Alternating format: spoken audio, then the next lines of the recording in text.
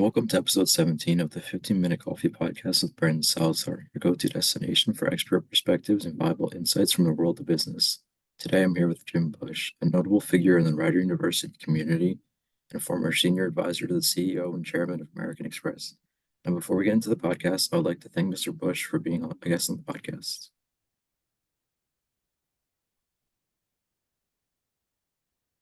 All right, let's start with tell me about your early life and career that led you to where you are today. Brandon, first, thank you for hosting me, and I'm really impressed with what you've done with your podcast. Congratulations. Thank you. It's a delight to be here today with you. My early life started in northern New Jersey. I was raised middle-class family, good work ethic, and played hockey, baseball, and golf with Mawa High School, and enjoyed my life up in northern New Jersey. We had a nice family life and enjoyed my time with my family. Nice. So, what led you to where you are today, career-wise?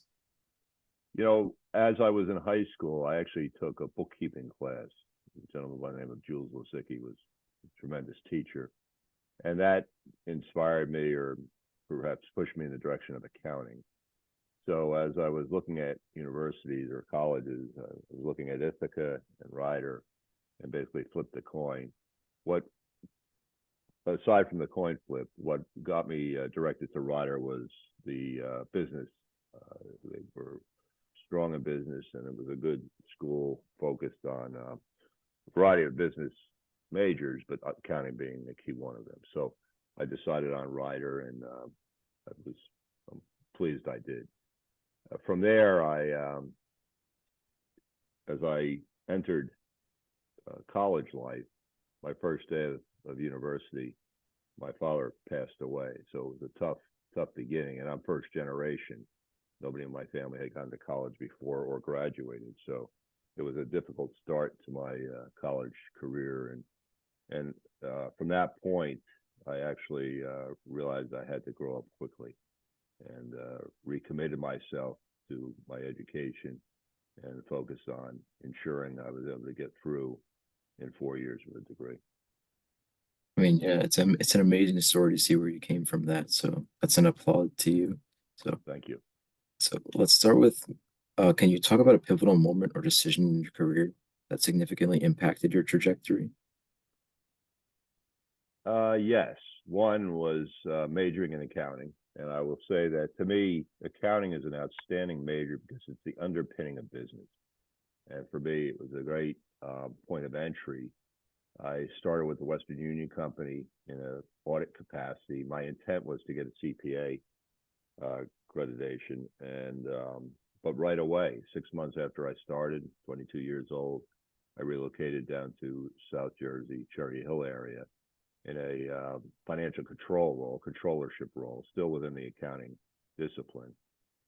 And from there, a year later, I'm 23 years old, and I was asked to relocate to Chicago, Illinois, and assume a management position responsible for 50 some odd people running their credit operations, and more in the line of operational management versus strict accounting.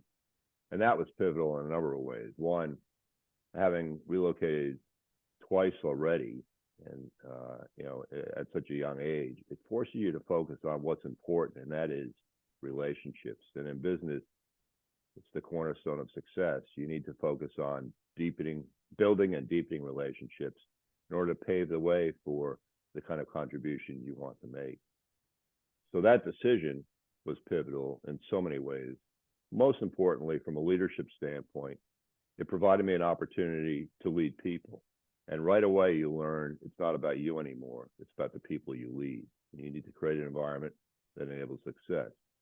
What was unique about that role, I was in the service business, supporting Western Union's business broadly. And we were in a contract labor situation, a union. And everybody that reported into me was unionized all the way up to the supervisors. So you learn quickly that it's not a meritocracy, and you need to then determine what's going to inspire in each individual And how do you motivate each individual knowing that the compensation is contractual? And that was a fascinating experience, as well as an introduction to a um, diverse set of employees that, as I said earlier, the community really enabled me to accelerate my leadership and my career by learning from them and creating really a terrific work unit, a team who succeeded and achieved beyond everyone's wildest expectations.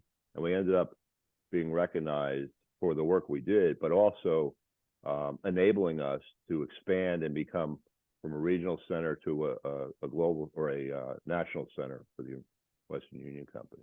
So it was a great experience, and that was pivotal. It's an amazing point. So let's go to the point of what critical skills are required for high level roles, like executive roles, senior roles.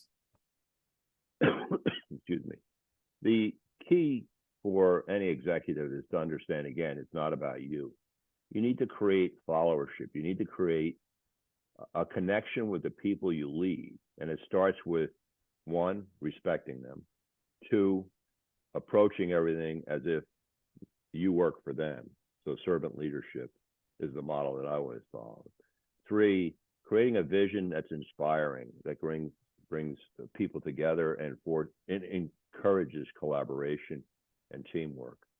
And then lastly, ensuring that you provide a environment that enables each individual to achieve the potential that they have. You bundle that all together, and then you have to ensure that you hold everyone accountable by having the right measures in place, performance indicators, and holding people accountable to the outcomes.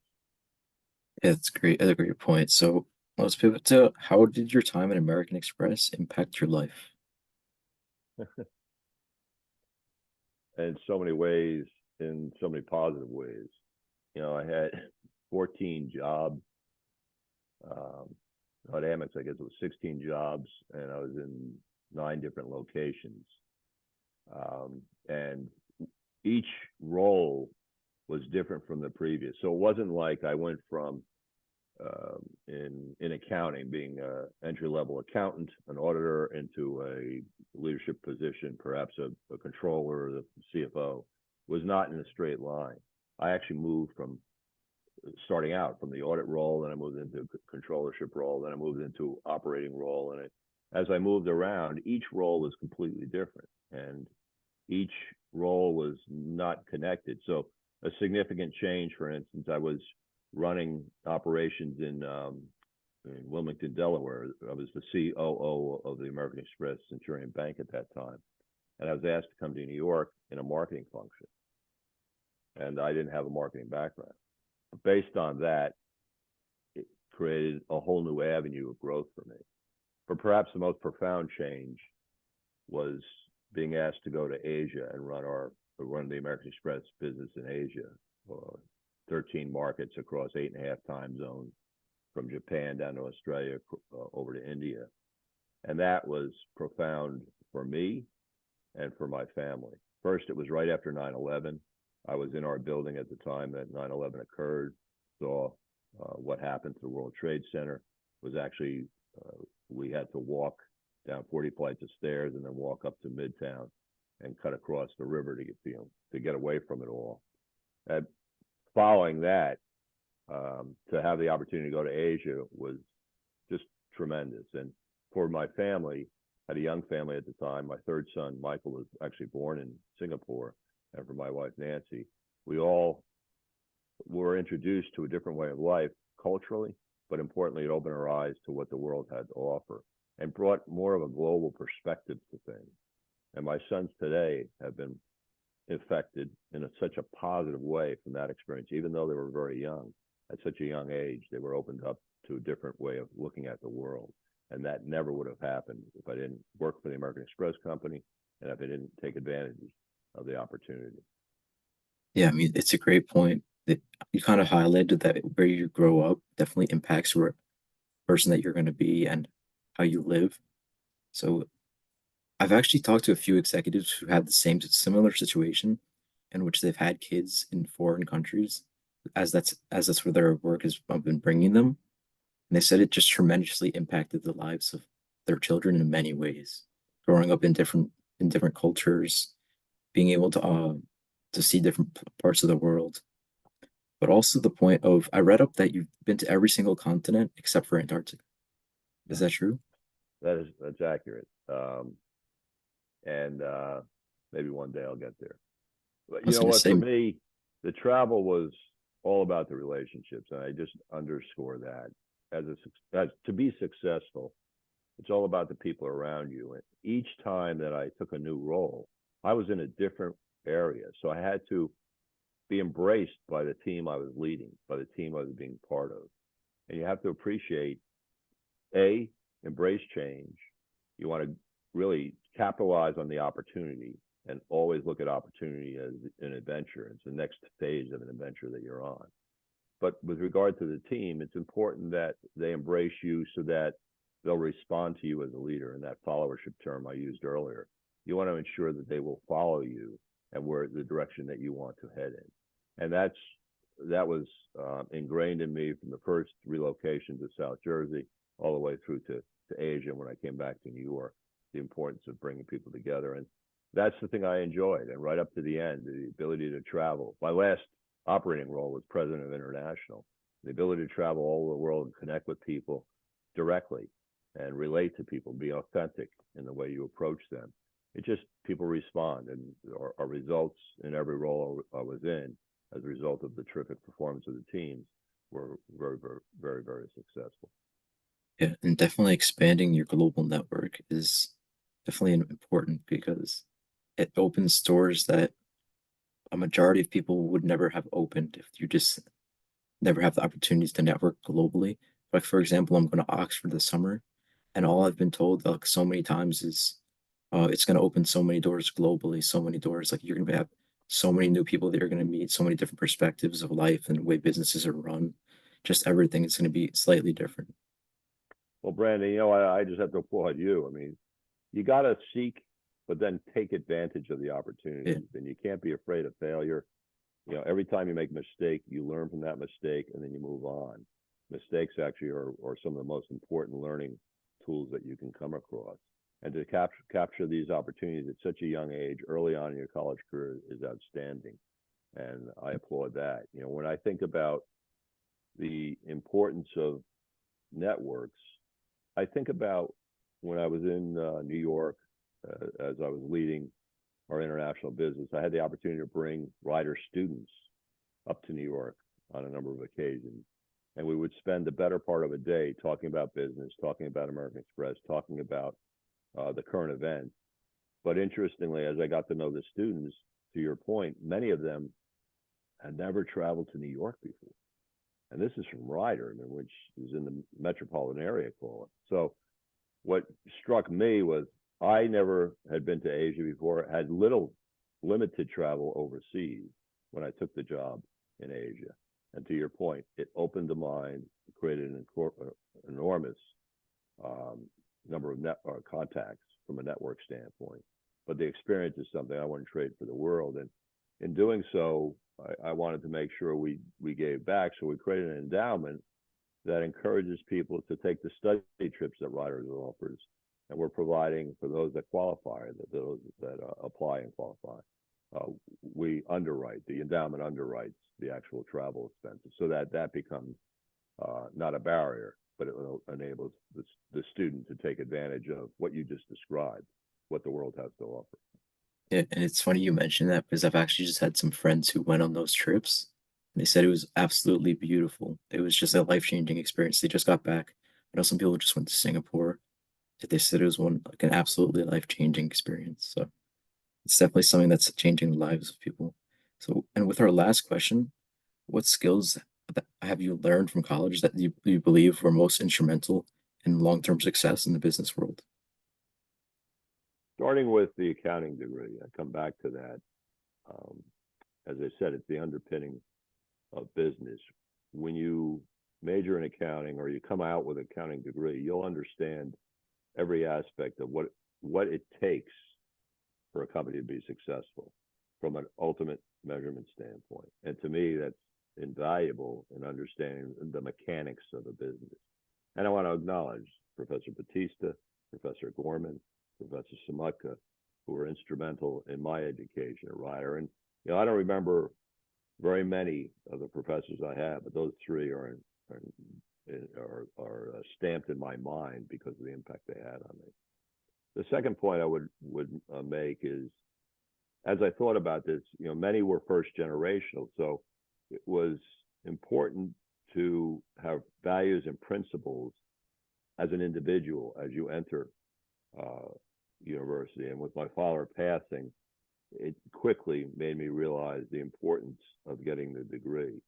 And surrounded by people who didn't have that experience, thank goodness, but were still first generational, we kind of motivated each other. And that collaboration was a stepping stone for me, and also built relationships that to this day I have from Ryder. Lastly, it was a small school, so we didn't have the opportunity of the spirit that comes about from football games and things of that. But we did have the opportunity to go to the pub, and that created real connection for all of us. Yeah, I totally agree with that. And I like to highlight the point that it is a small school, yet I have friends who go to bigger schools, and undoubtedly they're much smarter than me in a lot of ways. I just don't feel like they'll get the same opportunities going to a school that has like 30,000 kids in comparison to going to a Ryder, which has around 4,500. And it's kind of unfortunate, but I'm really like fortunate that I actually selected a school like that because I feel like I wouldn't be getting the same opportunities at a bigger school.